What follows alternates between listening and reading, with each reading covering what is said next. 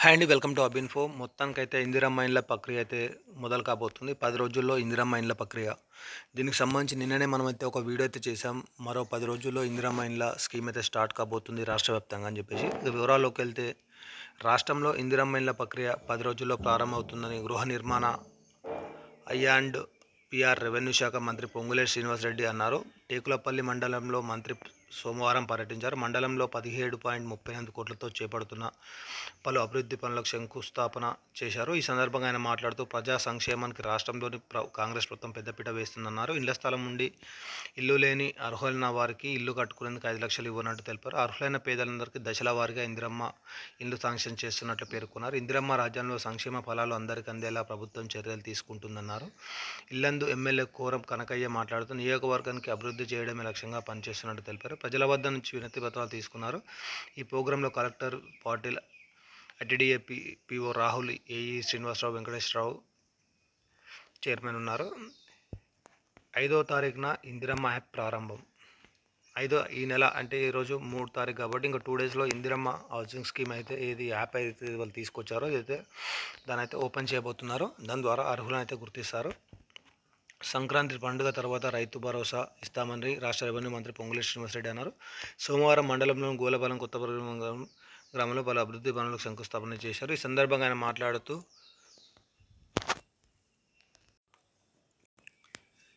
ఈ సంవత్సరం 3,500 ఇళ్లు మంజూరు చేస్తామని, రానున్న 4 సంవత్సరాల్లో పూర్తి చేస్తామని అన్నారు. ఈ కార్యక్రమంలో మంత్రి వెంట మార్కెట్ కమిటీ చైర్మన్ వీళ్ళందరూ అయితే ఉన్నారు. మొత్తానికైతే ఇందిరమ్మ ఇళ్ల స్కీమ్కి సంబంధించి వీళ్ళు క్లియర్గా చెప్పడం అయితే జరిగింది. దీని గురించి మనమే నిన్నైతే ఎక్స్ప్లెయిన్ అయితే చేసాం. మరో 10 రోజుల్లో ఇందిరమ్మ అంటే నేను ఆల్రెడీ దీని గురించి నిన్నే వీడియో చేసాం. మీరైతే మన ఛానల్లో చూసుకోవచ్చు. ఎందుకంటే మనకున్న ప్రభుత్వ వర్గాల సమాచారంతో మనమైతే క్లియర్గా వీడియోస్ అయితే చేస్తాం. 10వ తారీఖు తర్వాత ఇందిరమ్మ ఇండ్ల స్కీమ్ అని చెప్పి మన దాంట్లో నిన్నైతే ఒక వీడియో అయితే చేసాం. దానికి సంబంధించి ఈరోజు అయితే మనకైతే క్లియర్గా అప్డేట్ అయితే వచ్చింది. మంత్రి పొంగులేటి శ్రీనివాసరెడ్డి గారు అయితే ఈ 5వ తారీఖు అయితే ఇందిరమ్మ యాప్ ఏదైతే ఉందో అదైతే ఓపెన్ చేస్తామని చెప్పారు. దానిలో ఈ అర్హులని సంబంధించి పూర్తి డేటా అనేది అందులోనే ఫీడింగ్ అనేది చేస్తారు. దాని ద్వారానే గుర్తిస్తారనమాట. దీనికి సంబంధించి ఎలాంటి ఇన్ఫర్మేషన్ ఉన్నా ఎలా అప్లై చేసుకోవాలి, ఎక్కడ అప్లై చేసుకోవాలి, దీనికి కావాల్సిన డాక్యుమెంట్స్ ఏంటి అనేది పూర్తిగా మీకు క్లియర్గా ఎక్స్ప్లెయిన్ చేసే ప్రయత్నం అయితే నేను చేస్తాను. మన ఛానల్ అయితే సబ్స్క్రైబ్ చేసి లైక్ చేసి సపోర్ట్ చేయండి.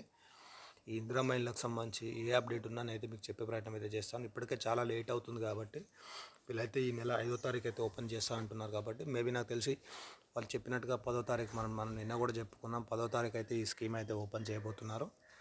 దీని ద్వారా ఈ ఇందిరమ్మ ఇల్లు అనేది ఈ డిసెంబర్లో మ్యాక్సిమం వీళ్ళంత వరకు ఈ అర్హులనైతే జాబితా అయితే బయటకు వస్తుంది.